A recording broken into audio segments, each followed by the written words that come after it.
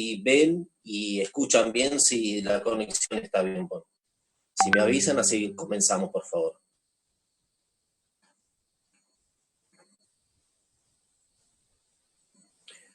Bueno, me están diciendo que sí, me dan un segundito que acomodamos algo más.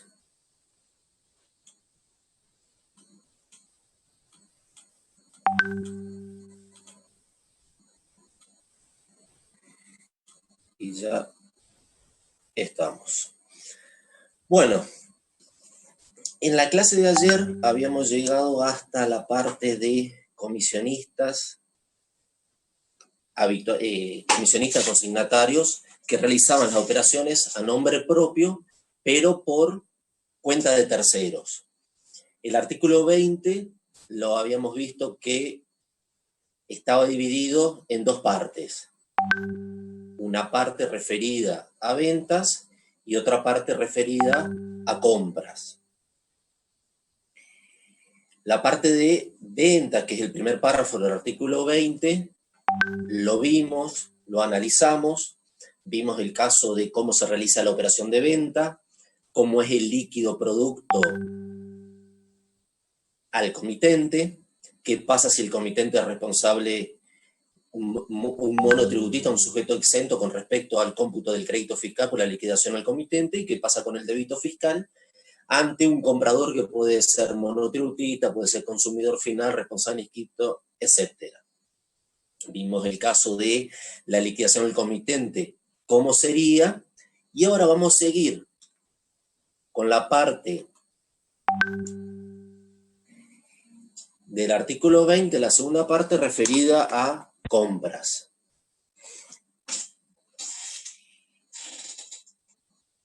El artículo 2 y el artículo 4 de la ley hace referencia a lo que es objeto. El artículo 2 como venta lo incluye dentro del objeto, artículo 2, inciso C, y el artículo 4, en el inciso B, dice que son sujetos los que realizan ventas y compras a nombre propio, pero por cuenta de terceros. El artículo 20, en el segundo párrafo, le dice: serán tenidos por vendedores de los bienes entregados a su comitente quienes compren bien a nombre propio, pero por cuenta de este. Compren bienes a nombre propio, pero por cuenta del comitente. Con lo cual, si al comitente le tenemos que realizar la liquidación, el líquido producto, tenemos dos partes. La operación de compra normal que realiza el comisionista a nombre propio, que va a estar sujeta a todos los requisitos del artículo 12. ¿Para qué? Para el cómputo del crédito fiscal. En cambio, el líquido producto lo que le va a generar es el débito fiscal respectivo. En este caso, a diferencia del primer párrafo del artículo 20, no hay diferencia con respecto al comitente. Habíamos visto en las operaciones de venta, si el comitente era un monotributista, no nos podemos computar el crédito fiscal. En este caso, como es débito fiscal, en todo caso podrá contener el IVA discriminado o no, pero siempre habrá débito fiscal. Lo que no habrá crédito fiscal es si el comisionista compra a un monotributista o a un sujeto exento. Entonces, el impuesto facturado por el vendedor va a generar el crédito fiscal. Obviamente, aclaramos, debe ser responsable inscripto. Si el vendedor es monotributista, no se computa el crédito fiscal. Tengan presente que es el cómputo del crédito fiscal como cualquier operación de compra. Sujeto, artículo 12 de la ley. ¿Qué pasa con el débito fiscal? Alícuota por monto liquidado al comitente. Lo único que puede diferenciar que el comitente sea responsable inscrito o monotributista con respecto a la parte de si se discrimina o no el IVA en el líquido producto. Operación de compra. Vamos a hacer un ejemplo para ir analizando cómo es el cómputo del crédito fiscal y el líquido producto.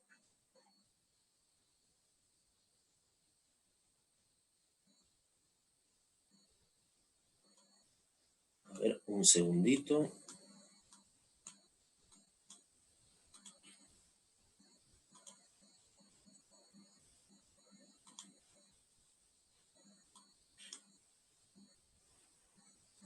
Aguarden un segundito, por favor.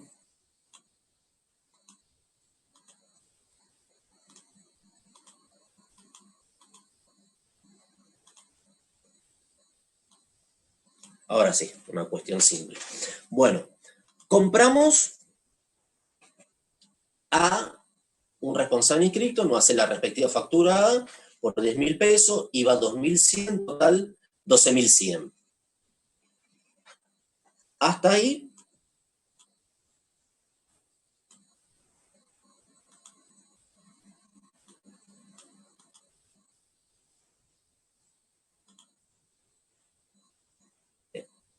Bien.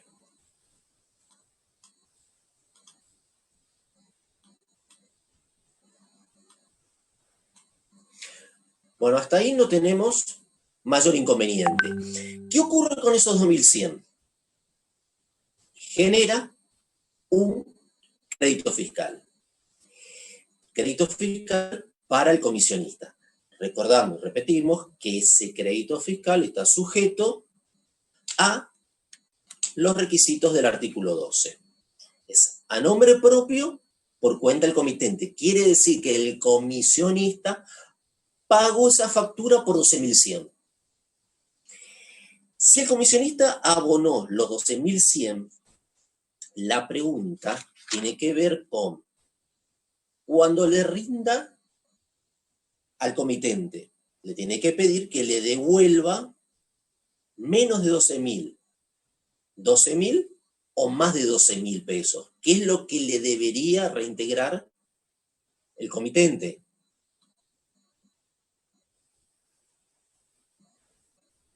Lo que le debería reintegrar es los 12.100 más la comisión. Porque esos 12.100 tengan presente que al hacer una operación de compra, la efectuó, la realizó el comitente, el comisionista. Entonces, ¿cómo es la liquidación al comitente?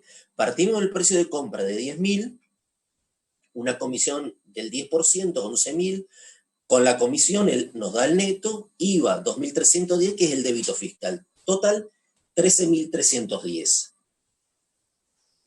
Fíjense, 12.100 era la factura de compra. 13.310 es el líquido producto de que el comitente nos va a tener que dar. Nosotros pagamos 12.100, el comitente nos reintegra 13.310. ¿Cuál es la diferencia? Tiene que ser la comisión. A ver, ¿cómo es la operación? Débito fiscal, 2.310. Crédito fiscal por la compra realizada, 2.100. Saldo, 210. Comisión 1.000, IVA sobre comisión, 210. ¿Cuánto terminamos abonando en definitiva? 210. Cuando digo abonando, es la posición frente al fisco. ¿Qué representa esos 210? Representa la comisión por el IVA. En las operaciones de venta también habíamos visto que lo que se terminaba abonando eran los 210 también del el IVA de la comisión.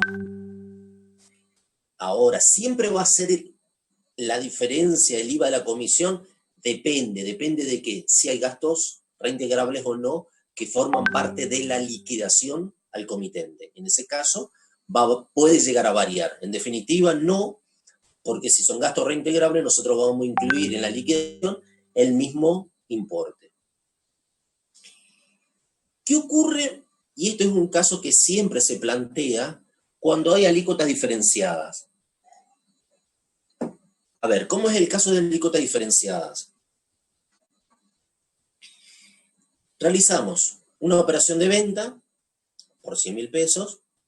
El producto que estamos vendiendo está grabado al 10,5, 10.500, total 110.500. Eso es la venta que realiza el comisionista a nombre propio, pero por cuenta de terceros. O sea que vendió, tiene en su bolsillo 110.500. ¿Cómo realiza la liquidación al comitente sabiendo que la comisión por artículo 2 es venta y está alcanzada a la alícuota general? El único caso que está alcanzado a la alícuota diferencial es en el caso de transporte. El restante de los casos, la comisión está alcanzada a la alícuota general. Entonces nos presenta el problema es, ¿cómo hacemos la liquidación por la parte de la comisión que está al 21 y cómo hacemos la liquidación por la parte del producto que está al 10,5? Y eso es lo que vamos a mostrar ahora. Vamos con el líquido producto al comitente.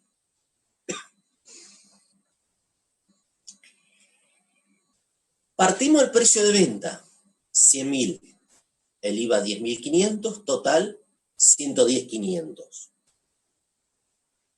Una comisión del 10%, 10.000, que como es operación de venta, le restamos de la base imponible porque nosotros le vamos a reintegrar al comitente por la venta de su bien un monto menor al que obtuvimos por la venta. Esa comisión está alcanzada a la alícuota del 21%, nos da 12.100. ¿Cómo nos queda la liquidación? 90.000 de neto, 8.400 el IVA y un total de 98.400. Fíjense que en la misma liquidación tenemos el detalle de la venta del producto que está grabado en la alícuota diferencial, la comisión que está en la alícuota general del 21% y nos quedan 98.400. De 110.500 que nosotros vendimos y cobramos, nos va a quedar para devolverle al comitente la suma de 98.400 pesos, que tiene incluido el IVA al 10,5 del producto y el IVA al 21 de la comisión. Ahora, ¿cómo trasladamos esta parte de la comisión a su declaración jurada? Si fuera la liquidación del comitente, ¿cómo quedaría en definitiva su débito y su crédito? Débito fiscal 10.500, crédito 8.400 en función a la liquidación que hicimos en la parte anterior. Saldo 2.100. La comisión es de 10.000, el IVA del 21% es 2.100. Fíjense que en este caso, ¿cuánto abona de IVA? Nada más que 2.100. ¿Qué representa esos 2.100? El IVA de la comisión. IVA grabado a qué alícuota? A la alícuota del 21%. Siempre es un tema que se consulta, que lo plantean en clase, qué pasa cuando el bien tiene una alícuota diferenciada y qué ocurre con la comisión. ¿Tiene la misma suerte lo principal? No. Lo que tiene acá es que la comisión va a una alícuota general. Distinto del caso que siempre se plantea, que vendemos ganado, que está el flete, si el flete va discriminado en la factura, va a la alícuota general, si el precio del ganado incluye el flete, está todo incluido el 10,5, pero en este caso es distinto. ¿Por qué? Porque nosotros no estamos facturando todo junto, nosotros tenemos un formulario especial que es la liquidación al comitente, que debemos discriminar conforme al artículo 60, que ahora lo vemos, el IVA para poder computarnos el crédito fiscal. Por ahí ya lo planteamos. ¿Qué decía este artículo 60? Decía que el crédito de impuestos que como adquirente le corresponde a la responsabilidad indicada en el primer párrafo del artículo 20, que esta parte que estamos viendo es el primer párrafo del artículo 20, será computable el crédito en la medida que el mismo sea consignado por separado en la liquidación que aquellos practiquen al comitente inscripto. Y, por supuesto, integré los montos de la operación que se le tiene que abonar a este. Como uno de los requisitos del artículo 12 que esté facturado y discriminado, y estamos hablando de un régimen particular, un régimen especial dispuesto en el artículo 20, lo que hace este artículo 60 del decreto, decir, perfecto, se va a poder computar el crédito fiscal en la medida que esté discriminado, en la liquidación que se le practica al comitente. Y obviamente forme parte del precio que se le tiene que reintegrar al comitente.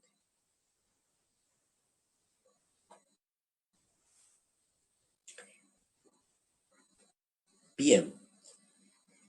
Esto es todo lo referido al régimen del artículo 20. Operaciones a nombre propio, pero por cuenta y orden de terceros. ¿Qué pasa en el caso siguiente que vamos a ver ahora? Intermediarios que actúen por cuenta y orden de terceros. Para eso tenemos que ir a la ley, artículo 21. Es mandato. Además, debemos agregar lo dispuesto en el artículo 1319 del Código Civil y Comercial, que define lo que es el mandato. ¿Por qué mandato? Porque son operaciones por cuenta y orden de terceros. En el caso anterior, recuerden que son operaciones a nombre propio, que cuando el comisionista vende con su factura, nombre propio. Por eso cuando le realiza la liquidación al comitente, ahí recién se va a computar su crédito fiscal. En cambio, cuando realiza la operación de compra, lo hace a nombre propio y sujeto a todos los requisitos del artículo 12. Este régimen de mandato, que se cae contrato de mandato cuando una persona se obliga a realizar uno o más actos jurídicos en interés de la otra, las operaciones de venta y las operaciones de compra son a nombre del mandante. Directamente no interviene en esa facturación el comisionista. Lo que sí interviene y hace hincapié este artículo 21 es en los casos de los gastos reintegrables. Por eso, en la redacción del artículo 21 dice, cuando este intermediario efectúa a nombre propio gastos reembolsables por estos últimos que respondan a trasladadas y no beneficiados por exenciones, deben incluir esos dichos gastos en el precio neto de la operación a que se refiere el artículo 10, facturando en forma separada los gastos reembolsables con la comisión. ¿Por qué habla de factura? Porque el intermediario lo que va a hacer al mandante es facturarle ¿qué cosa? La comisión y los gastos reintegrables si los hubieron. Gastos que realizó a nombre propio. Entonces, recuerden, artículo 20 es a nombre propio, pero por cuenta de terceros. Artículo 21, que es un simple mandato, es a nombre y por cuenta del tercero. ¿Cuál va a ser su crédito fiscal? El del intermediario, porque el artículo 20 hace referencia al intermediario. Entonces, vamos a centrarnos al análisis del intermediario. Crédito fiscal, gasto reembolsable facturado a su nombre. Sujetos a los requisitos del artículo 12. ¿Cuál va a ser su débito fiscal?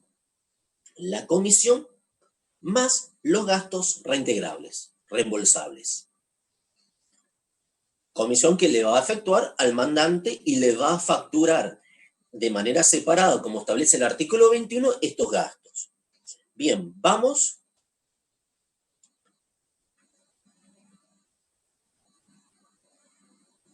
Apaguen el video. Apaguen el video. Esperen un segundito por acá. Bueno. Seguimos. Vamos a un ejemplo. A ver, aguárdenme un segundito. Ahí está. Disculpen, pero así estamos todos sin video. Tenemos una operación de venta. Por cuenta y orden del mandante, 5.000, IVA 21%, 1.050, total 6.050. Son los problemas del vivo. Sin palabras. Realizamos gastos a nombre propio. 1.500, IVA de 315, total 1.815. Primer tema, la venta por cuenta y orden del mandante, esos 1.050 para el intermediario. Para el intermediario. ¿Qué representa? Nada, porque la factura la realiza el mandante. Con lo cual, no nada para el mandante, esos 1.050 serán un débito fiscal. ¿Qué ocurre con ese crédito fiscal? Ahí sí, el intermediario realizó la factura a su nombre. Por lo tanto, si cumple con todos los requisitos del artículo 21, generaría un crédito fiscal para él. Seguimos. ¿Cómo sería la liquidación? La factura que le va a hacer al comitente. Supongamos una comisión del 20%, 1.000 pesos, gasto reembolsable por 1.500, que fueron efectuados a nombre propio, 2.500, IVA, 21%, 525, total 3.025.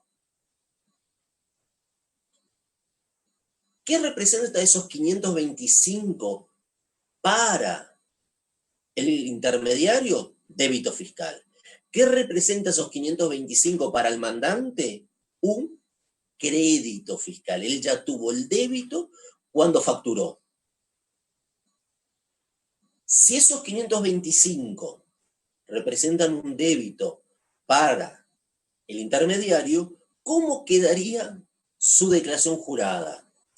A ver, con el crédito de los gastos reembolsables y el débito de la factura que le hace el mandante, ¿cómo quedaría su liquidación? De la siguiente manera. 525 es el débito fiscal, 315 es el crédito fiscal, lo que le queda un saldo de 210. La comisión es de 1.000, IVA 21%, 210. Fíjense que lo que va a terminar tributando, ¿qué es? Los 210, que es el 21% de su comisión. Pero sí, pero tuvo los gastos, sí, perfecto. Pero de manera que esos gastos le generaron crédito fiscal en la adquisición, como él se los incluye en la factura, el efecto es nulo. Crédito fiscal, 315, esos 315 forman parte de la factura. Fíjense que la diferencia entre el débito y el crédito son 210. Esos 210 es el IVA de la comisión. Acá es más simple, a diferencia del artículo 20, por el hecho de que en el artículo 20 tenemos el crédito fiscal a nombre propio, la liquidación al comitente, acá, o el débito fiscal por el primer párrafo a nombre propio, y la liquidación que me genera el crédito fiscal. Acá las operaciones, porque pudo haber sido también una operación de compra, no solo de venta, porque el intermediario me puede mandar, perdón, el mandante me puede pedir que realice una operación de compra o de venta, pero siempre va a ser a nombre de él. Lo que yo voy a tener son los gastos reembolsables, eventualmente si los tengo, y obviamente los pacté, y el IVA de la comisión, que es en definitiva mi retribución que tengo. Perfecto. Cambiamos de tema. Perdón. Vamos al régimen de habitualidad en la compra-venta de bienes usados. Artículo 18 de la norma. Además, está reglamentado a través del artículo 59 del decreto reglamentario. Habitualidad en la compra-venta de bienes usados. ¿Qué establece en particular este régimen, que ahora lo vemos? Que a diferencia del artículo 12, esto está referido a operaciones con consumidores finales. Uno de los requisitos del artículo 12 es que la operación tiene que estar facturada y discriminada. El único que me puede discriminar el IVA, ¿quién es? Un responsable inscripto. Si yo le compro a un monotributista, saben que me va a hacer una factura B, listo, no tengo crédito fiscal. Si le compro a un consumidor final, obviamente como está fuera del régimen impositivo del IVA, tampoco voy a tener crédito fiscal. Entonces lo que hace es, este régimen a través de todos los requisitos, condiciones que vamos a ver ahora, permitir al habitualista computarse el crédito por las adquisiciones que le realice a los consumidores finales. Pero ojo, que no es para cualquiera y está sujeto a los requisitos mismos que establece este artículo. En el primer párrafo lo que le establece es que los responsables cuya actividad habitual sea la compra de bienes usados a consumidores finales, para su posterior venta o la de sus partes, podrán computar como crédito del impuesto, y acá es referencia al crédito, porque la venta la va a realizar a un consumidor final, a un responsable inscrito o a quien sea, y le va a hacer factura A o B, depende la condición del comprador. Acá lo que estamos analizando es el cómputo del crédito fiscal, nada más. El débito fiscal no me interesa porque va por artículo 11 o va por artículo 10 en cuanto a la base. Acá lo que estamos modificando es uno de los requisitos del artículo 12, que es la discriminación, que esté facturado y discriminado. Como el consumidor final no me factura ni me discrimina, es por eso este régimen particular del artículo 18. ¿Cómo se computa el crédito fiscal? Sobre una relación de aplicar al precio total de adquisición el coeficiente que surge de dividir la alícuota vigente por la suma de 100 más dicha alícuota. Crédito fiscal, entonces va a ser el precio total de adquisición por el coeficiente que implica 21 si estamos... Bien, para este ejemplo yo traté con la alícuota al 21%. Lo mismo puede ser con la alícuota al 10,5% si es un producto alcanzado por la alícuota diferencial. Este ejemplo está hecho con la alícuota general. Es la alícuota sobre 100 más dicha alícuota. Para este caso, los 21 dividido 121 nos da 17.3553. Quiere decir que al precio total yo le aplico el 17.3553%, ¿y qué me queda? Me queda el crédito fiscal computable en el periodo fiscal, repito, en el periodo fiscal, en que el habitualista realiza su adquisición. ¿Por qué recalco este tema? Porque yo puedo comprar ahora en abril y ese producto me quedó de clavo y lo vendo en noviembre, diciembre, que recién voy a tener el débito fiscal. Entonces vamos a centrarnos y focalizar el análisis en el crédito fiscal. ¿Qué más podemos agregar? ¿Qué condiciones se tienen que dar para la aplicación del régimen? Primero y fundamental, el vendedor tiene que ser un consumidor final. Sí, pero me vende un responsable inscrito, artículo 12. Me vende un monotributista y no entra en principio, que vamos a hacer unos análisis en particular. Lo importante es separar consumidor final de responsable inscrito. Si es responsable inscrito, directamente va por artículo 12. Volvemos a nuestro artículo 18. Condiciones. Primero, vendedor, consumidor final. Segundo párrafo que dice, el referido cómputo tendrá lugar siempre que el consumidor suscriba un documento que para estos casos sustituirá el empleo de la factura y el que deberá individualizarse correctamente en la operación, conforme requisitos y condiciones que establezca la FIP en este particular. En este caso es un documento con los requisitos de la 3744. Esta resolución fue dejada sin efecto por la 1415, pero No obstante, conserva la vigencia el modelo de comprobante.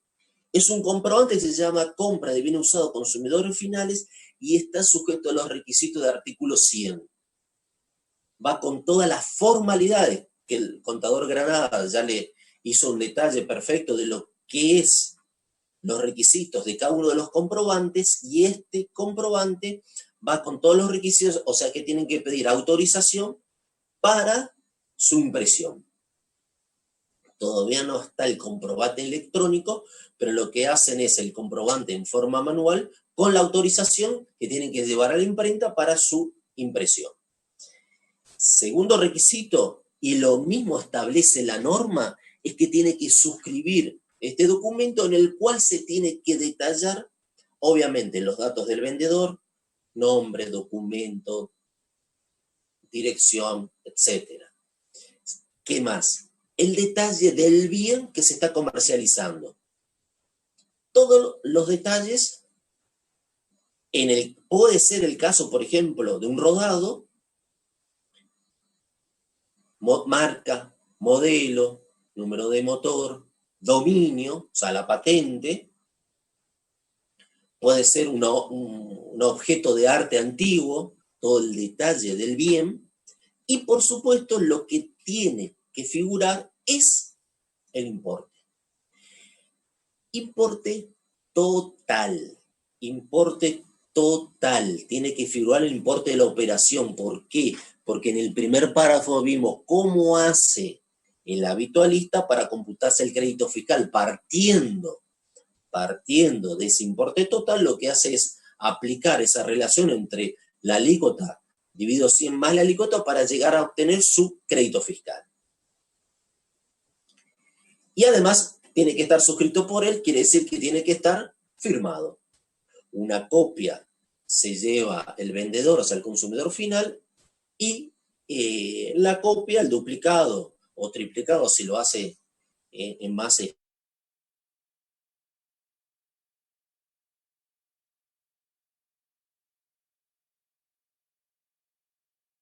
su crédito fiscal.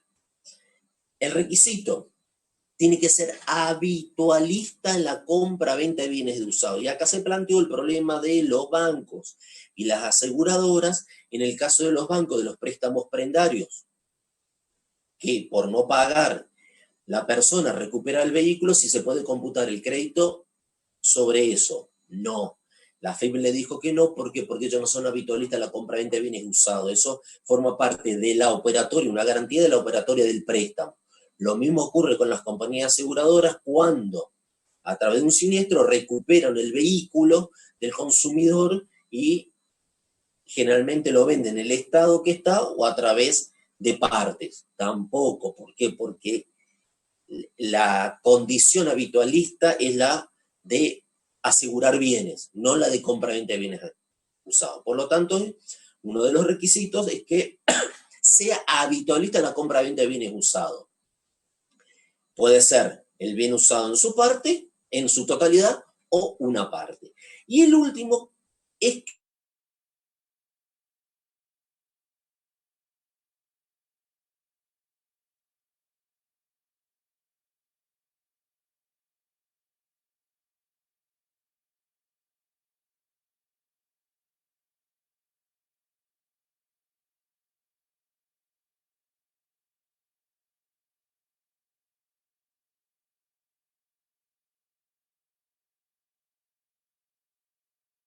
fiscal. Momento 2. ¿Cuál es? La venta. ¿Qué dice en el tercer párrafo del artículo 18? En ningún momento, en ningún caso, el crédito fiscal a computar, conforme lo establecido en el primer párrafo, podrá superar el importe que surge de aplicar el 90% sobre el precio neto en que el revendedor efectúa la venta. Y en el cuarto párrafo nos aclara qué pasa cuando hay un excedente de cómputo de crédito fiscal y cuando no existe tal excedente. Vamos al tercer párrafo. ¿Cuál es el límite? El 90% del precio neto por la alícuota a que hubiera estado sujeto la operación. Precio neto por alícuota vigente al momento de la compra por el 90%. Eso es el tope.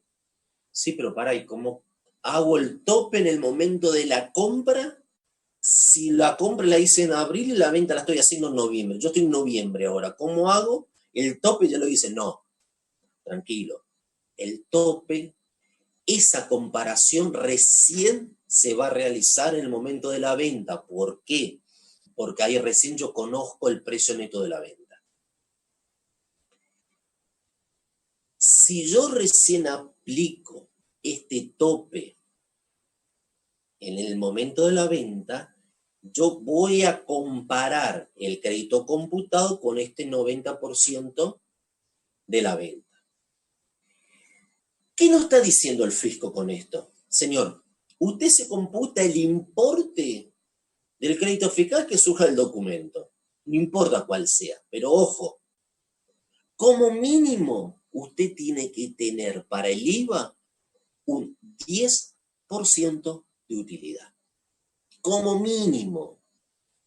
Si yo compro a 100 y vendo a 50, tengo una pérdida de 50. No importa, pierda 50, pero a mí el IVA me lo paga como mínimo con un 10% de utilidad. Pero perdí, no importa, así establece la norma. Compré por 100, vendo por 500. Ahora sí, pagué por todo. Tuvo un 50% de utilidad, perfecto, paguéme sobre el 50% del IVA. A mí me interesa que como mínimo recaude el 10%. Después, si ganó más, ya es su problema. ¿Qué pasa con el cuarto párrafo? Si el crédito fiscal es mayor al tope, la diferencia es débito fiscal en el mes de venta. Por eso es que dice, dicha diferencia integrará el débito fiscal del mes al que corresponde a la operación de venta que le dio origen. Yo computé 210 de crédito. El débito, el 90% me implica que 180 quiere decir que me computé de más, la diferencia va a ser débito fiscal del mes de venta. Al caso contrario, el 90% del débito fiscal es mayor al crédito, no se hace nada.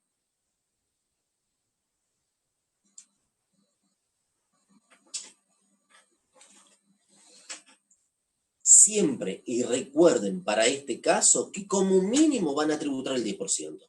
Si la diferencia es mayor, tributan lo que dé. Por eso es que en el caso de un habitualista tendrá que tener una estructura administrativa aceitada en el sentido que va a tener que tener una planilla por cada uno de los bienes que compra, haciendo referencia a la fecha de compra y el crédito computado. Al lado va a tener la fecha de venta, el débito fiscal y el tope, y saber si esa venta me genera que me compute de más el crédito fiscal o de menos. Entonces yo voy a tener un detalle de cómo es los reintegros de esos créditos fiscales. Reintegros que, repito, forman parte del débito fiscal. Si ustedes entran dentro de la estructura del 2002 en la página web, van a ver que la parte de débito fiscal, siempre y cuando le habiliten en la primer pantalla que tienen operaciones con consumidores finales, en la parte del débito fiscal van a tener que hacer un detalle según la alícuota entre 21, 10 y medio, cuál es la parte que le genera el reintegro. Ese reintegro genera un débito fiscal. ¿Qué pasa con la característica para el cómputo del crédito fiscal que está establecido en el artículo 59 del decreto reglamentario? Le dice, el crédito resultante por aplicación del artículo 18 de la ley se considerará a todos los efectos, y esto hacemos referencia al que suscribe el vendedor, como impuesto facturado a los responsables, estando sujeto su cómputo a las disposiciones que en la ley y el reglamento rigen con respecto al crédito fiscal. A tales fines se considera como importe neto el precio neto que corresponda por aplicación del artículo 18. Se considera como impuesto facturado al que surja conforme al formulario de compra de bienes usados, conforme al primer párrafo del artículo 20. Quiere decir que me permite computarme este artículo 59 del decreto, el crédito fiscal, me permite computar el crédito fiscal que no está discriminado. Saliendo un poquitito de lo que es los requisitos del artículo 12. Vamos a unos casos especiales como para cerrar el tema de habitualistas. Vamos a plantear sujetos que nos venden, si nos podemos computar el crédito fiscal, ¿cuál sería el sustento legal? Si nos vende un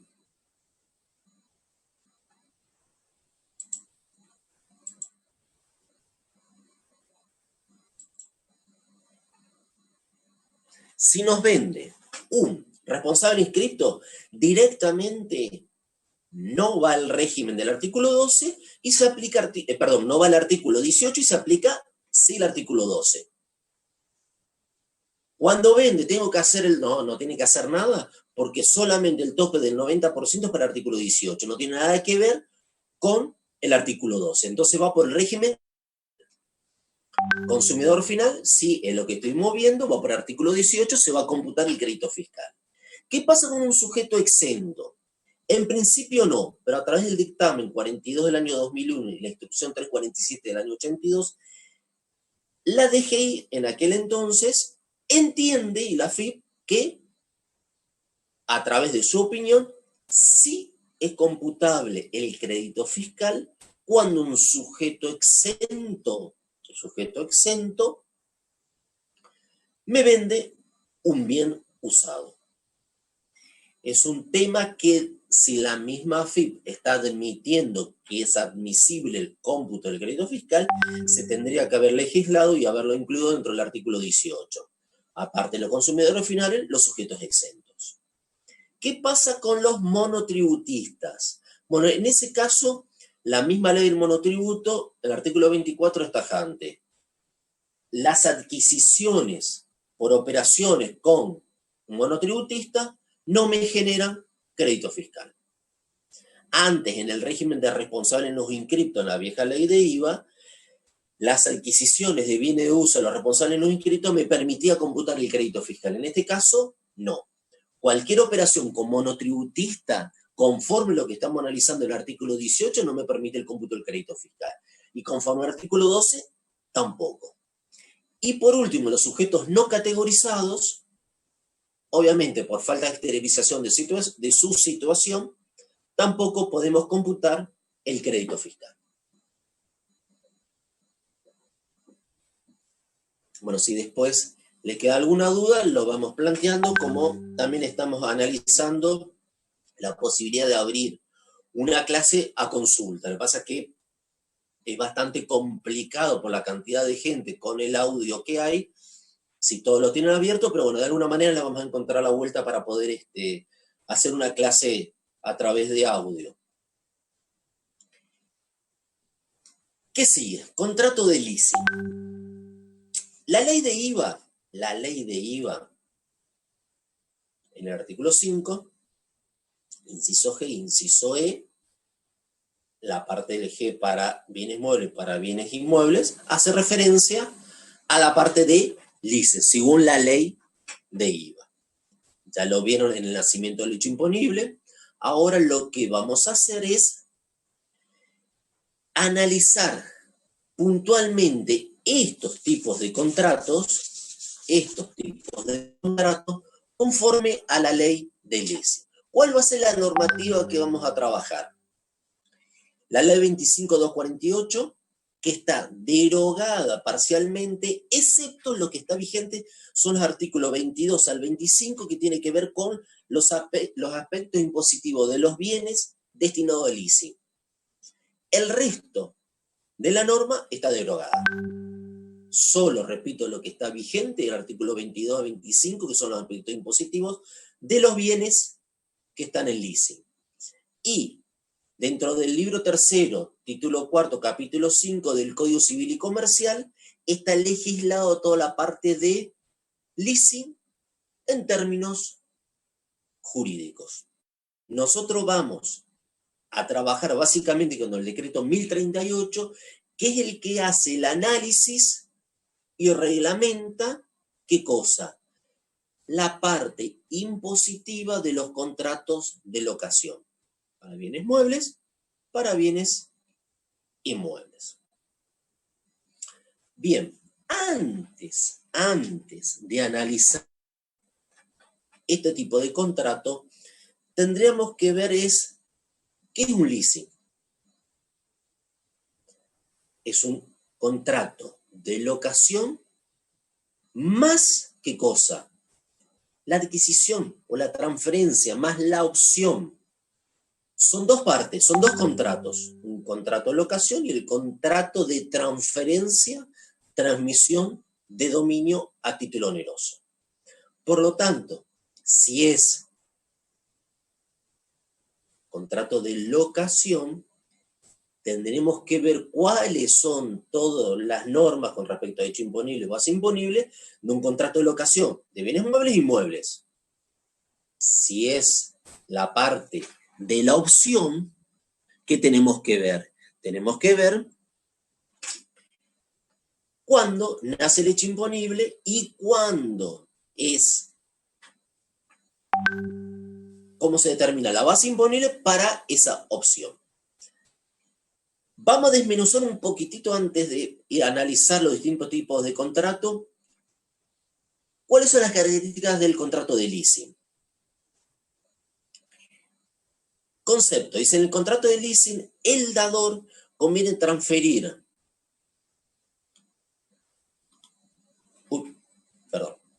El contrato de leasing, el dador conviene transferir al tomador la tenencia de un bien cierto y determinado para su uso y goce a cambio del canon de pactado y aparte con la opción de ejercer la compra por un precio. Recuerden que en un contrato de alquiler lo que se cede es la tenencia. Yo transfiero la tenencia, la posesión, recién la voy a transferir cuando ejerzo la opción.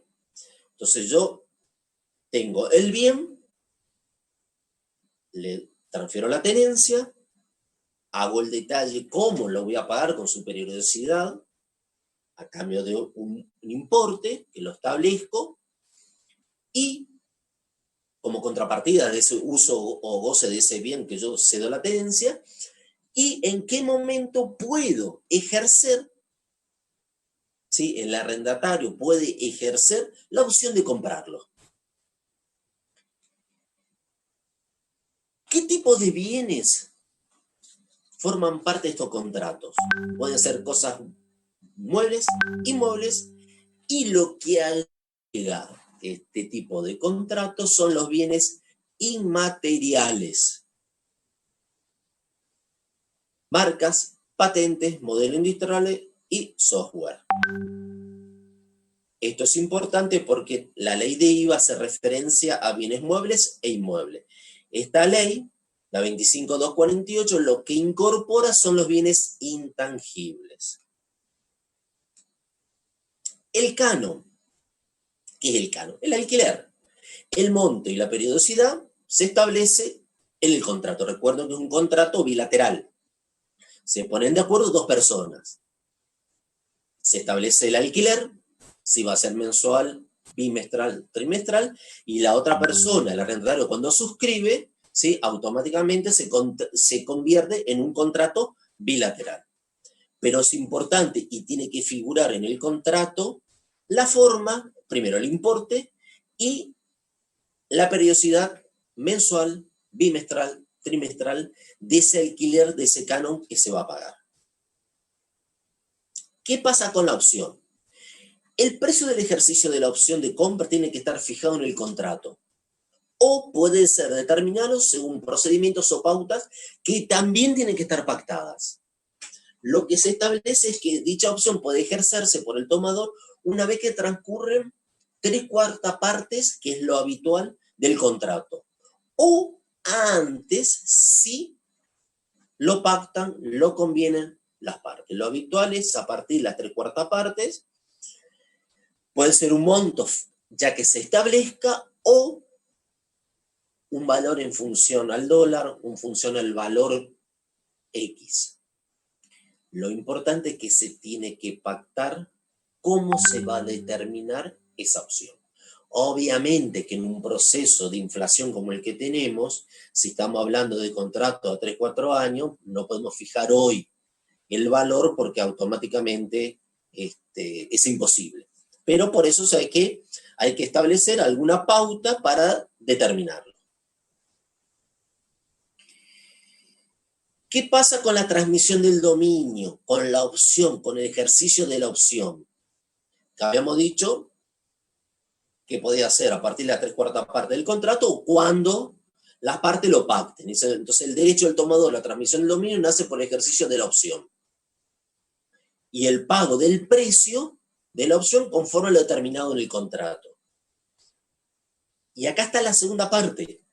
La primera parte era el alquiler. Alquiler, le doy la tenencia, cobro el canon, o la forma que está pactada, y ahora se produce la transmisión de dominio. Pago porque es a título oneroso, y ahí recién yo estoy teniendo la posesión del bien. Bien mueble, inmueble o el bien intangible. Entonces, en el alquiler, ¿qué se transfiere? La tenencia. Ya lo vimos. En la opción, ¿qué se transfiere? Se transfiere el dominio. Porque en el alquiler yo cedo el uso y goce de un bien, que es la tenencia, como contrapartida, cobrando un importe, que es el alquiler. Con la opción se transfiere el dominio a título oneroso, obviamente cobro el importe que se pactó. Esto es muy importante porque por ahí la confusión que en el alquiler directamente yo estoy transfiriendo el dominio y no. Lo que transfiere es simplemente la tenencia del bien. Por supuesto, ¿quién sigue siendo el dueño del bien? El arrendador. ¿Hasta cuándo? Hasta que ejerzo la opción. Si yo devuelvo el bien, directamente es como cualquier alquiler normal, devuelvo el bien, termina el contrato. Si yo lo compro, ejerzo la opción con las condiciones, el importe pactado, lo que estoy haciendo es transmitiendo el dominio. Bien, vamos a los contratos puntualmente. ¿Qué tipos de contratos de leasing hay? Vamos a trabajar con 3 tipos de contratos. Asimilable a operaciones financieras, asimilables a operaciones de locación y operaciones de compra-venta. ¿En qué cambia y para qué me interesa en definitiva si es una operación financiera, de locación o de compra-venta? Tiene su incidencia. Si son bienes muebles, no tiene mucha incidencia en el hecho imponible y en la base imponible. Prácticamente es lo mismo. Ahora lo vamos a ver, pero no hay diferencia al fin. Lo que hay diferencia, y sí, y mucha, es en los bienes inmuebles. Porque si un bien inmueble, la operación es asimilable a compra-venta, cambia sustancialmente lo que es su tratamiento. Vamos a ver. Operaciones financieras. ¿Qué contratos son los que incorporan estas operaciones financieras? Primero, son aquellos que el dador, los sujetos dadores, tiene que cumplir con el requisito de ser una entidad financiera, un fideicomiso financiera o empresas cuyo objeto principal sea la celebración de contrato y como consecuencia de actividades financieras. Por ejemplo, los bancos son los sujetos dadores de leasing de equipos de tecnología, como puede ser un equipo médico, o rodados, que es lo que se viene dando. Lo que pasa es que la tasa de interés que se incluye en este tipo de contratos en tiempos de inflación es alta y hay que ver si en definitiva conviene o no realizar este tipo de contratos. Simplemente lo que hay que analizar siempre es ¿para qué lo uso? Obviamente que si estamos hablando de bienes, de tecnología que rápidamente quedan obsoletos, siempre me conviene y la opción del contrato de leasing es algo muy conveniente. Pero en la parte de rodados tendremos que analizar lo que yo voy a pagar de alquiler con respecto a lo que pagaría si compro y financio. Bueno, forma parte del análisis que tengo que realizar de la operación. Volviendo. Entidad financiera, fideicomiso financiero o empresa cuyo objeto principal sea la celebración de contratos y la secundaria actividad financiera. ¿Qué más para quede encuadrado en este tipo de operaciones? Con respecto a la duración, y esto es importantísimo, van a encuadrar como asimilable a operaciones financieras, van a encuadrar como asimilables a operaciones financieras siempre que el plazo de duración del contrato de alquiler sea mayor a 50% de la vida útil de bienes muebles, 20% de la vida útil de inmuebles varios y 10% de la vida útil del bien en el caso de inmuebles con destino a vivienda. Para lo cual hay un anexo dentro del decreto que es el que establece la vida útil de los bienes. La vida útil en términos impositivos de los bienes muebles es de 10 años, en términos general. Lo que pasa es que ese cuadro que se estableció en la ley de ganancia de la vida útil era anterior a los bienes, por ejemplo, computadoras, tecnología que queda rápidamente obsoleto. Entonces, por ahí, 10 años una computadora jamás va a tener esa vida útil. ¿Por qué? Porque quizás dura 2 años, dura 3 años, depende para lo que lo use. Pero en términos generales, 10 años. Quiere decir que el plazo de duración para bienes muebles tiene que ser mayor a ¿cuánto? 5 años. 50% de la vida útil del bien. Si es menor para bienes muebles, directamente lo que decimos es no encuadra como operaciones similares, operaciones financieras. En el caso de inmuebles, la vida útil es de 50 años, 20% 10 años. Si el contrato es mayor a 10 años para inmuebles varios, perfecto, es menor, no es operaciones financieras, y 10%, o sea, 5 años con destino a vivienda, si es mayor, no hay problema, si es menor, no encuadra. O sea, el plazo de duración debe ser mayor.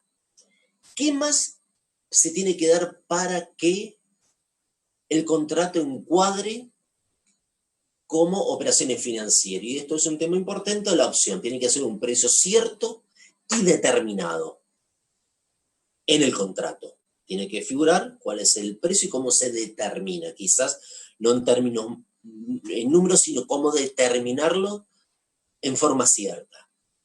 Y los bienes únicamente pueden ser bienes muebles y bienes inmuebles. ¿Y cuál es la diferencia? Los bienes intangibles. Si hay bienes intangibles, no encuadran como operaciones financieras. Todo esto es nada más para encuadrar a los contratos asimilables a operaciones financieras. Nada más. ¿Para qué? Para saber si el contrato, para el hecho imponible, qué tipo de contrato en definitiva va a ser, para ver cómo lo encuadramos conforme al decreto 1038. Tengan presente que el que establece el régimen de cómo se va a determinar el débito fiscal y la base imponible de los distintos tipos de contratos es el decreto 1038. Seguimos. Asimilables a operaciones de locación. Encuadran contratos no incluidos en la clasificación anterior por la naturaleza del dador distinta a la anterior, no son entidades financieras, los plazos de duración con respecto a la vida útil del bien, los plazos del contrato fueron menor a los porcentajes de 50, 20, 10 de la vida útil, y por los bienes objeto del contrato, que ya lo había comentado, en el caso de bienes intangibles. Si por alguna de esas razones no encuadra como contratos asimilados a operaciones financieras, va como contrato de locación en principio. Además, encuadran también ¿por qué? Por el tema de la opción, porque se determina la opción según pauta establecida al momento de ejercerla. No es un importe ciento y determinado al momento del contrato. La opción se va a fijar según las pautas establecidas en el momento de ejercer. O sea, se deja librado en el contrato que la forma de determinarse la opción va a ser en el momento de ejercerla, por la forma que se pague en ese momento. Momento que podrá ser, por ejemplo, a partir de las 3/4 partes del contrato de locación. ¿Qué diferencia hay entre la operación de locación y de compraventa? Porque las operaciones de compraventa, los contratos similares a las operaciones de compraventa, en principio, son los mismos requisitos por los cuales no encuadra a las operaciones financieras. Pero hay una diferencia sustancial que tiene que ver con la opción. ¿Cuál es? Son contratos en las mismas condiciones que las anteriores, que los contratos de locación, pero el precio de la opción es inferior al costo impositivo computable del bien por el cual se ejerce la opción. ¿Pero cómo es esto? A ver, primero vamos a las operaciones financieras. No encuadra. Automáticamente sabemos que es operación de locación o operaciones de compraventa. ¿Y cuál es la diferencia entre locación y compraventa? Que el precio para la compraventa, el precio de la opción que se determina es inferior al costo impositivo computable del bien por el cual se está vendiendo. Costo impositivo que se incorporó al momento de la compra de ese bien que ahora estamos vendiendo. Si el precio de la opción es inferior al costo impositivo, la operación directamente es de compraventa. El costo impositivo, el precio de la opción es mayor que el costo impositivo, sigue encuadrando en el tiempo anterior, que es de locación. En este caso, si el costo impositivo es inferior, para ambas partes es una venta financiada. Y cuando comencé charlando el tema del leasing, si es una venta financiada, ojo con el tema de los inmuebles, porque ahí es la gran diferencia. En la parte de bienes muebles no hay mucha diferencia. Entonces, todo este análisis para bienes muebles, más allá de una parte conceptual, en lo impositivo del decreto 1038 no tiene mucha incidencia. Sí tiene incidencia, y ahora lo vamos a ver, en la parte de qué, de los bienes inmuebles, de la comercialización de bienes inmuebles. Tampoco en la parte impositiva de los bienes intangibles tiene mucha incidencia. Vamos al nacimiento del hecho imponible. Todo lo que vamos a mencionar ahora es lo que está legislado en el decreto 1038. Artículo 9, artículo 10 y artículo 11, que es en particular para los bienes inmuebles. Repito, artículo 9, que es particular para los bienes muebles, artículo 10 y 11, que es en particular para los bienes inmuebles, por lo cual le aconsejo que tengan el artículo 1038, la ley 25.248 para los artículos 22 y 25 en la parte general, pero lo que es importante y tienen que analizar y ver es el tratamiento que el decreto hace con respecto a hecho imponible y base imponible de los bienes muebles y los bienes inmuebles. Entonces, nacimiento de hecho imponible para bienes muebles.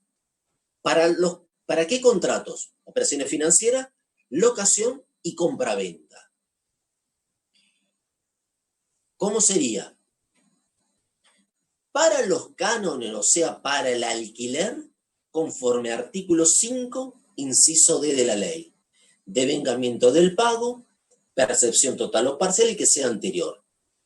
Criterio general de nacimiento del artículo 5, inciso D. El alquiler de bienes muebles van a ser hecho imponible con el devengamiento del pago, o sea, el vencimiento, o la percepción total o parcial, el que sea anterior. Listo, tenemos resuelto el nacimiento del hecho imponible. ¿Qué pasa con la parte de la opción? Nace al momento de ejercerla con la transferencia a título oneroso, con la transmisión de dominio, artículo 5, inciso A. Factura, entrega, el que sea anterior. El inciso D es devengamiento o pago, el que sea anterior, para la parte de el alquiler. Para la segunda parte de la opción, como es la transmisión de dominio a título oneroso, ahí nos regimos por lo establecido por artículo 5, inciso A, que lo que establece es factura, entrega, el que sea anterior. Obviamente que el artículo 6, que exista el bien está a disposición, no se aplica porque ya tuvimos el alquiler, el contrato, y ya cedimos la tenencia. O sea que el bien existe y estaba puesto a disposición, así que no pregunten, no busquen el artículo 6 porque ya está resuelto ese tema.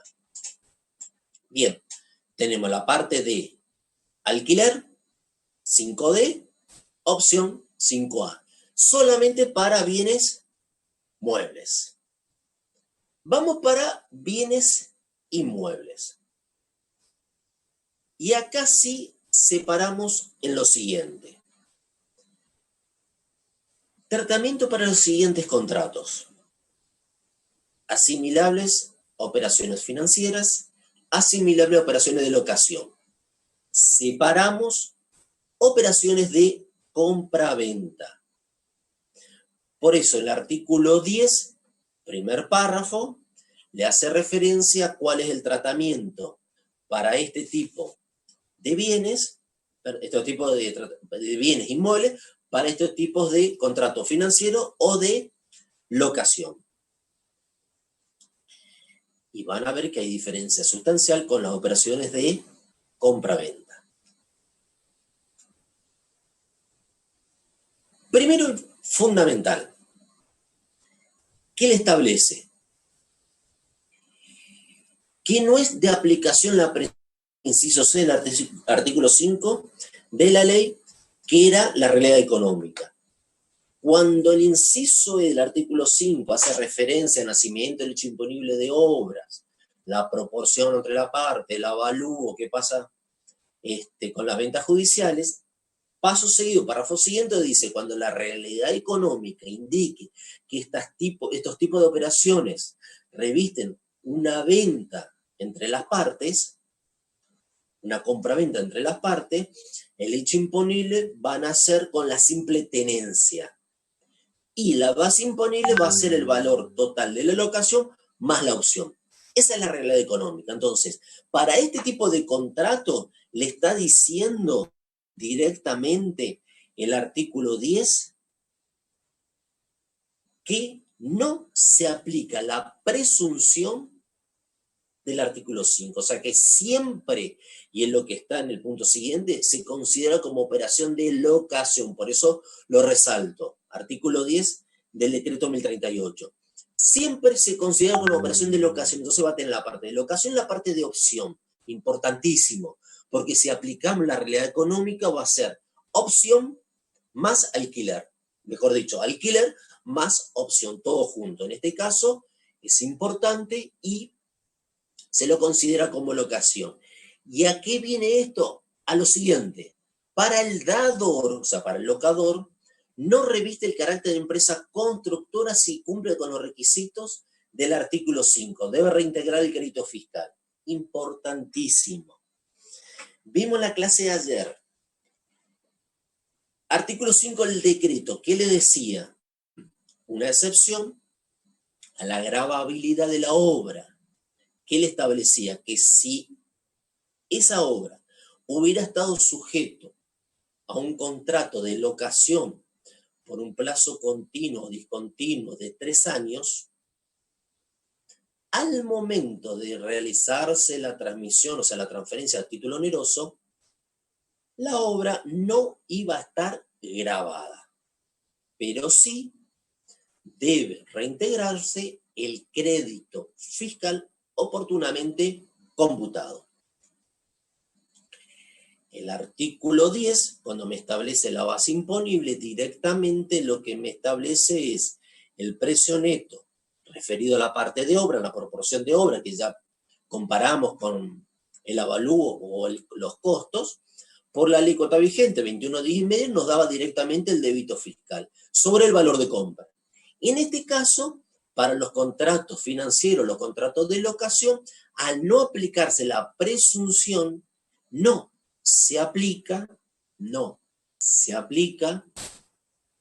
el concepto de empresa constructora, por lo tanto no está grabado, pero siempre y cuando cumpla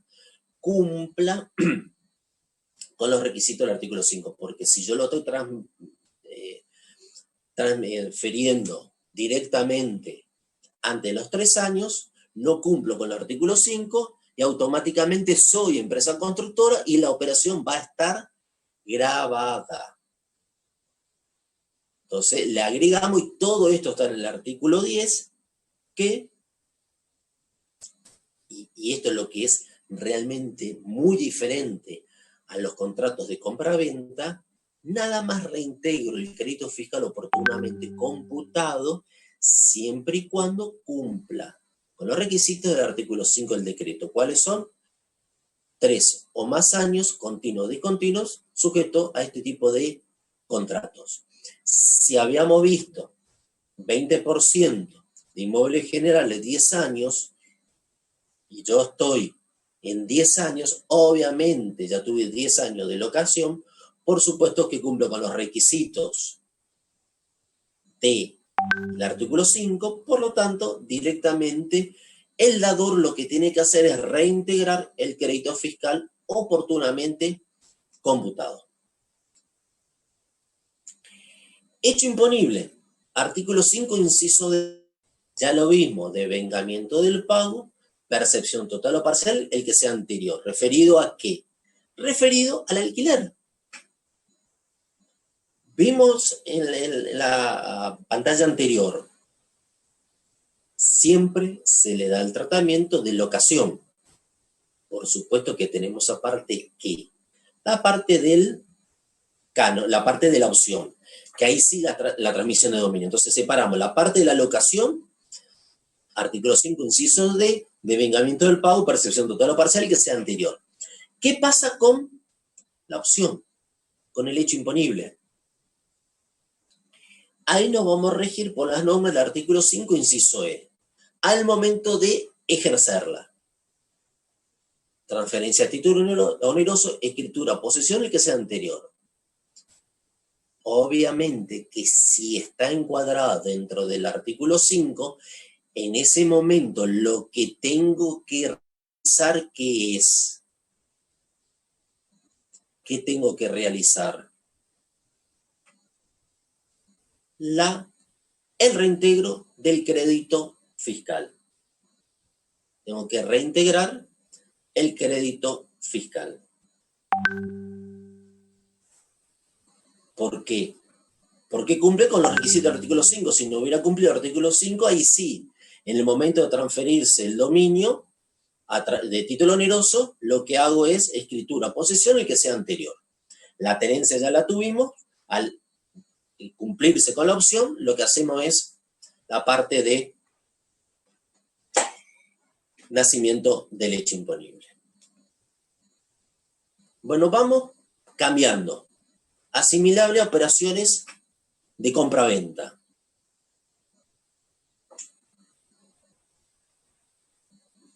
Le había dicho, la diferencia sustancial, ¿en qué cambia? En lo siguiente. Artículo 11 del decreto 1038. Primero y fundamental, establece este artículo 11 que se aplica la presunción del inciso E del artículo 5, realidad económica.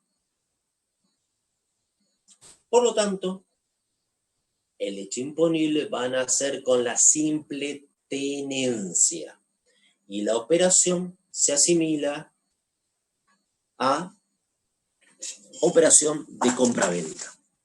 Aguárdeme un segundito, por favor.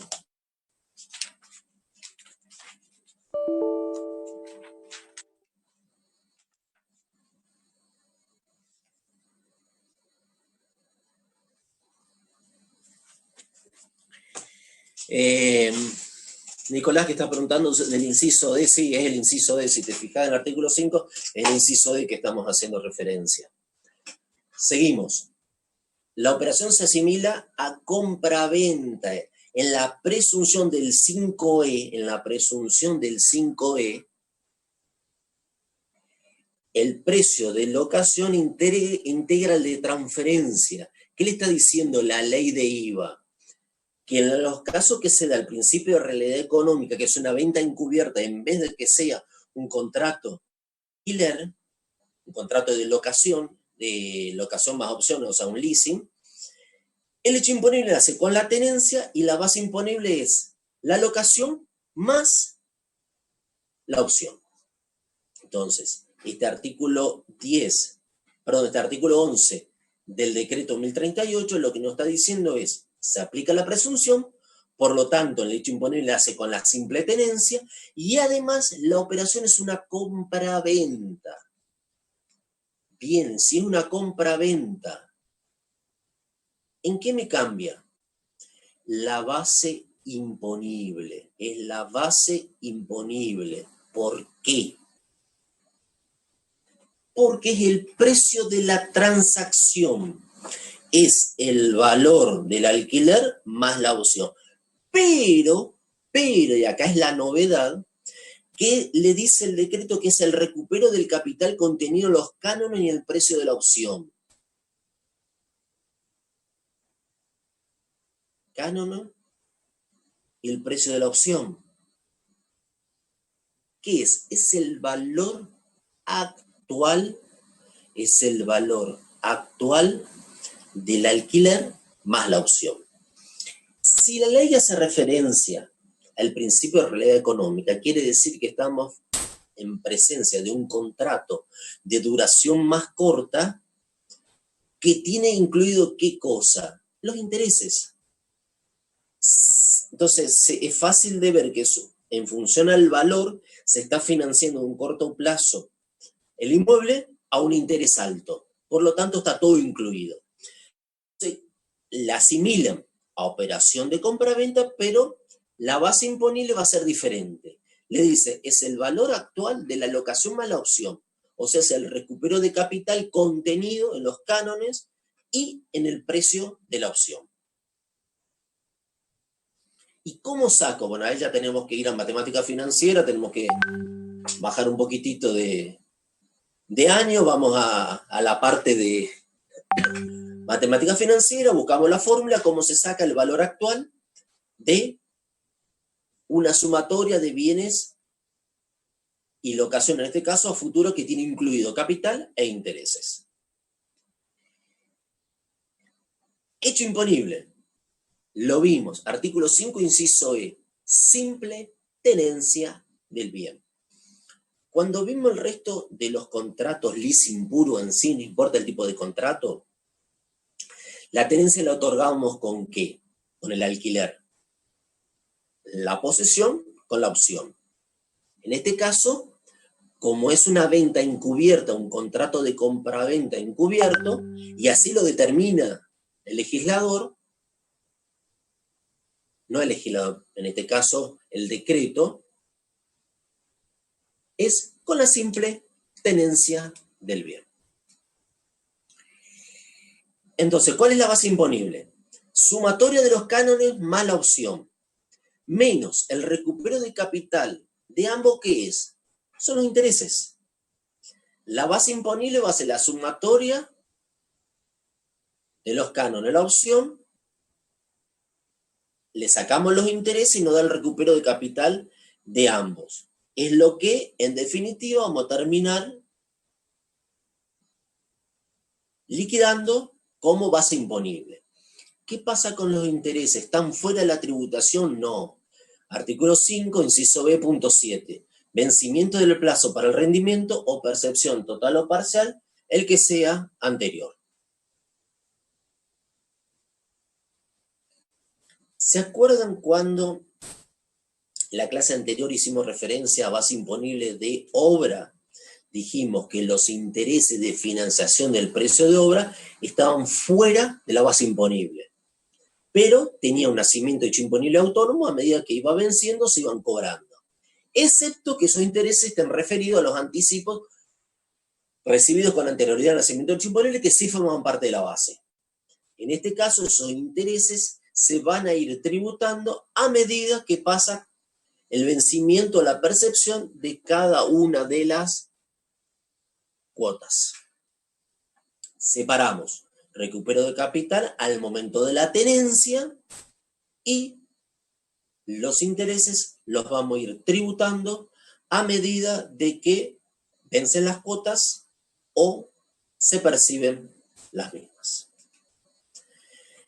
Bien, terminamos el tema de leasing. Vamos a cambiar rotundamente de tema y vamos a ver ahora la parte de contratos agropecuarios. Vamos a hacer un pequeño cambio. Vamos a ver distintos tipos de contratos de forma rápida y terminamos todo lo que tiene que ver con contratos agropecuarios y casos especiales del artículo 8. Con lo cual, para las clases siguientes, lo que vamos a ir trabajando son con los prácticos. Recuerden de tener el práctico para poder desarrollar. Le vamos a ir adelantando qué práctico vamos a desarrollar en cada clase, el día de mañana qué práctico vamos a desarrollar, y por supuesto la normativa para ir siguiendo cada uno. Vamos a arrancar con el primer tipo, que tiene que ver con arrendamiento rural. De todos. ¿Qué es un arrendamiento rural? El arrendador, o sea, el dueño, cede el uso y goce de un predio al arrendatario. ¿A cambio de qué? De pagar un precio en dinero, un importe cierto y determinado, que es el alquiler. ¿A quién? Al arrendador. Lo importante acá, ¿qué es? La cesión a través de un contrato de alquiler, o sea, se cede la tenencia, que es el uso y goce de un predio, al arrendatario a cambio de un importe. Todo eso se establece ¿dónde? Se establece en el contrato de alquiler, bajo determinados requisitos que se tienen que cumplir. Repetimos, se cede el uso y goce del predio al arrendatario a cambio de un importe. El predio debe ser rural. El arrendatario debe destinarlo a la explotación agropecuaria y el tratamiento del IVA, que está exento, 7H22. Cuando vieron la parte de exenciones, locación de inmueble con destino a vivienda, no importa cuál es el importe en sí, está exento. El arrendamiento rural, siempre y cuando tenga un destino agropecuario, está exento y no hay límite de importe. Lo que estaba grabado eran las restantes locaciones, por ejemplo, comerciales, cuando el importe superaba los 1.500 pesos. Importe, obviamente, súper antiguo. Volvemos a nuestro contrato agropecuario. El predio debe ser rural, porque no puedo hacer pasar una casa dentro de las 4 avenidas de Posadas como un arrendamiento rural para que esté exento. No. O un terreno o lo que sea cerca del campus. No. El predio debe ser rural, o sea, tiene que ser un campo.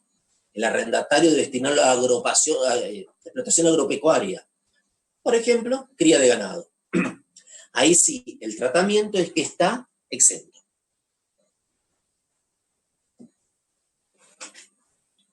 Es el más fácil, 7H22, ley de IVA, exento.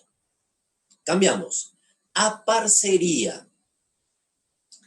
¿Qué significa? El aparcero dador cede el uso y goce de un predio rural o animales al aparcero tomador. Este realiza la explotación y administración y los frutos se dividen según lo pactado. El aparcero dador cede el uso y goce de un predio rural o animales. Fíjense que acá son dos partes, rural o animales. El tomador a su cargo realiza la explotación y la administración. Y los frutos, o sea, la venta, se divide según lo pactado en el contrato. 50-50, 70-30, 60-40, según la cotización, no importa, según lo que está en el contrato. Lo importante es que este tipo de contrato, lo que se hace de uso y goce de un predio rural o animales, y el aparcero tomador es el que realiza la explotación y la administración. Y los frutos se dividen según lo pactado. Crédito fiscal, ¿cómo se determina? Para el dador y tomador, para el aparcero tomador y dador, las adquisiciones y gastos que realicen para la explotación a nombre de cada uno. Recuerden que el tomador es el que realiza la explotación y administración. Y el dador puede tener también vinculado con esta operatoria créditos fiscales. Van a estar sujetos a lo que es artículo 12, lo que es sujeto al artículo 12, y directamente se va a computar conforme a ese régimen. El débito fiscal va a ser para cada uno según las partes que vendan. Habíamos visto que los frutos se dividen según lo pactado, perfecto.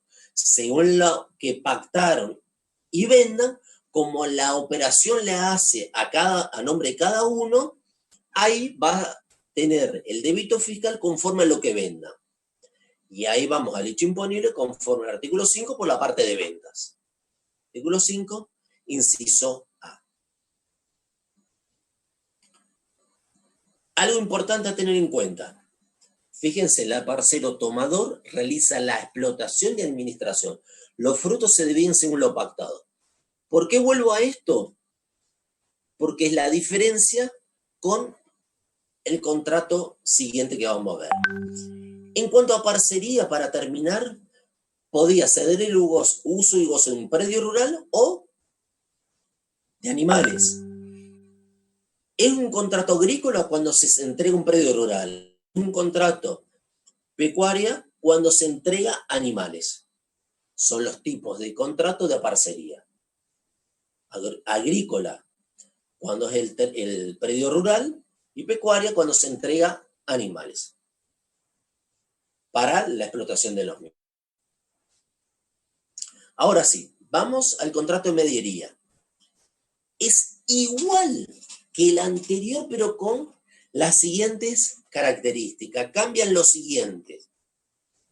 Los aportes son en partes iguales. La administración es conjunta.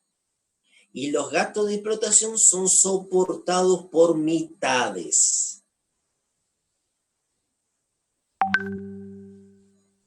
En el anterior se del uso y goce, la explotación y administración la hace el tomador y los frutos se dividen según lo pactado. En este caso, los aportes son iguales. La administración es conjunta y los gastos de explotación son soportados por mitades, por partes iguales. Ahí sí encuadra como mediería, si no es a parcería. Esa es la única diferencia entre ambos tipos de contratos. Los créditos fiscales son las adquisiciones que realiza cada uno, las que realiza el tomador y el dador. Y el débito fiscal por las ventas que hagan cada uno, que en este caso van a ser por partes iguales. En el caso anterior, la parcería era lo mismo, los créditos fiscales eran según lo que cada uno tenía conforme al artículo 12, según la forma en que se dividían los frutos tributaba cada uno, y acá también por las ventas que realice cada uno, porque se pueden dividir y después realizar las ventas. En este caso va conforme a las ventas que realice cada uno en lo que se determina el débito fiscal.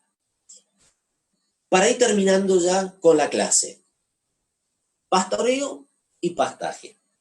Resolución General 4201. ¿Cuál es la diferencia entre pastoreo y pastaje? Pastoreo, lo que se hace es ceder el uso y goce de un predio rural para una explotación agropecuaria.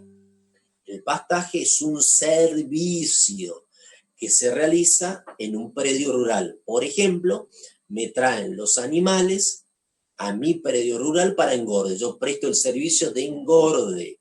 En el otro, a mí lo que me hacen es ceder los animales para una explotación que es el engorde.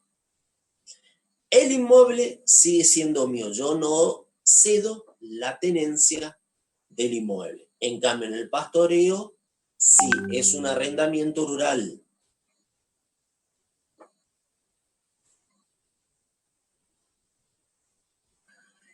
En el pastoreo, ya lo vimos, artículos como explotación agropecuaria, artículo 7, inciso H.22, está exento. Arrendamiento rural, eso es el pastoreo. Y el pastaje no se cede el uso y goce del inmueble. Simplemente a mí lo que me traen son los animales para el engorde o cualquier otro tipo de bien. Lo que determina es que este tipo de contrato está grabado. Entonces, siempre la bendita duda entre pastoreo y pastaje. Pastoreo, cedo el uso y goce del inmueble. Está exento, siempre y cuando cumpla con la explotación agropecuaria. En cambio, en pastaje, lo que está es grabado. Está grabado directamente.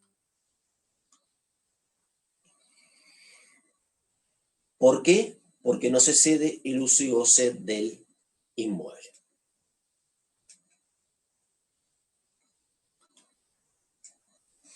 Bueno, con esto terminamos los casos especiales.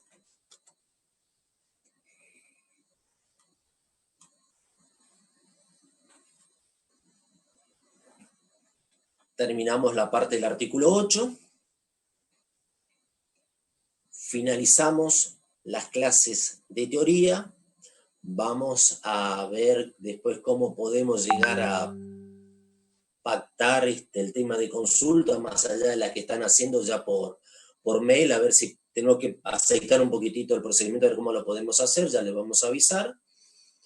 A partir del día de mañana vamos a trabajar con las clases de práctico.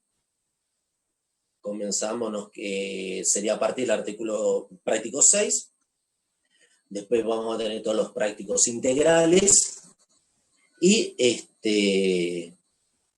bueno, espero que le haya sido útil, que les sirva la clase, que saquen provecho de la misma. Fundamentalmente que le haya servido. Y quedamos abiertos para las consultas.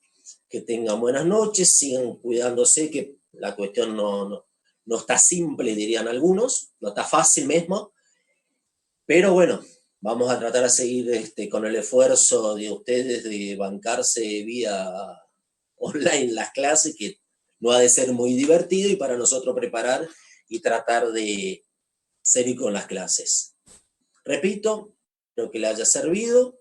Nos vemos el día de mañana con las clases prácticas. Que tengan buenas noches y nos vemos mañana.